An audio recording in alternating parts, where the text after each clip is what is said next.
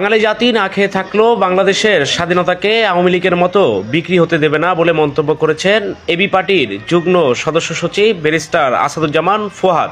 শুক্রবার বেলা 2:30টায় যাত্রাবাড়ির শহীদদের স্মরণে শহীদ ঐক্য চক্করে যাত্রাবাড়ির মোড়ে Amar Bangladesh party AB party Jatrabari থানা শাখায় আয়োজিত এক জনসভায় প্রধান অতিথির বক্তব্যে এসব কথা বলেন তিনি।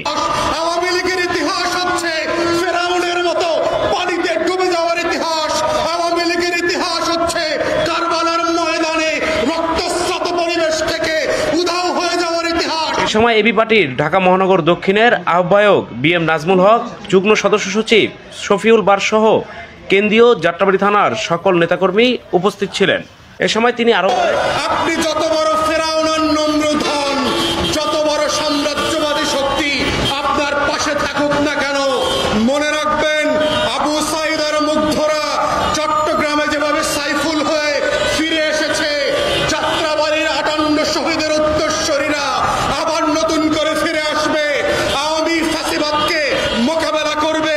দিল্লির দাসত্ব, ইসকনের নামে অরাজকতা, আনসার লীগের নামের অভদ্রতা, ছাত্রলীগের গুন্ডামি বদমাইশের দিন বাংলাদেশে আর ফিরে আসবে না। আওয়ামী লীগের কবর রচিত হয়ে গেছে বাংলার জমিনে, এবং যাত্রাবাড়ির বিপ্লবী চত্বর থেকে শহীদরা সেই কথা আবার মনে করিয়ে দিয়েছে। বাংলাদেশে আওয়ামী লীগ জাতীয় পার্টি আর 14 দলের ইতিহাস হচ্ছে মুসলিম লীগ হয়ে যাবার ইতিহাস।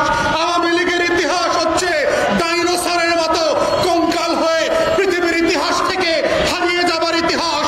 আওয়ামী লীগের ইতিহাস হচ্ছে ফেরাউনের মতো পানিতে ডুবে যাওয়ার ইতিহাস। আওয়ামী লীগের ইতিহাস হচ্ছে কারবালার ময়দানে রক্তস্রোত পরিবেশ থেকে উধাও হয়ে যাওয়ার ইতিহাস। আওয়ামী লীগের ইতিহাস হচ্ছে শত শত হাজার হাজার বিপ্লবীদেরকে চ্যালেঞ্জ করে পরাজিত হবার ইতিহাস। পরাজিত শক্তিরা বাংলাদেশে আর ফিরে আসবে না। যাত্রাবাড়ির শহীদরা জীবিত হয়ে আবার ফিরে আসবে, আবার লড়াই করবে, আবার আমাদের সামনে দাঁড়াবে।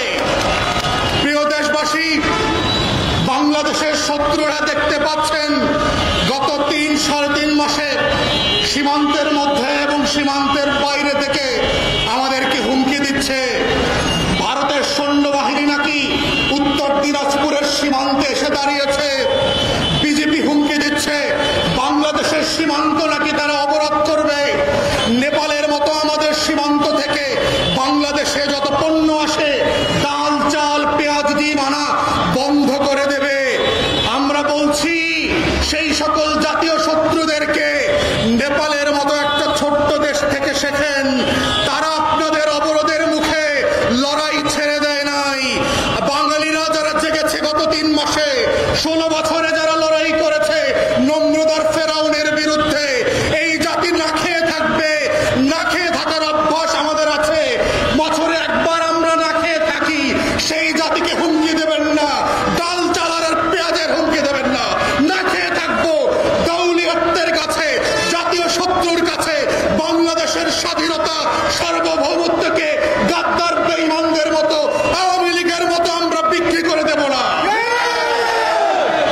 প্রিয় দেশবাসী, যারা আমাদেরকে কথায় কথায় বলছে যে এই রাষ্ট্র বেশি দিন থাকবে না, বাংলাদেশের চিকেন নেক, চট্টগ্রাম, ফেনী অঞ্চল নাকি তারা কেটে নিয়ে যাবে, আমাদের চট্টগ্রাম বন্দর নাকি তারা নিয়ে যাবে, আমাদের উত্তরাঞ্চলের রাজশাহী, খুলনা, যশোর অঞ্চল নাকি তারা কেটে নিয়ে যাবে। বোকার স্বর্গে বাস করছেন, রাতের স্বপ্ন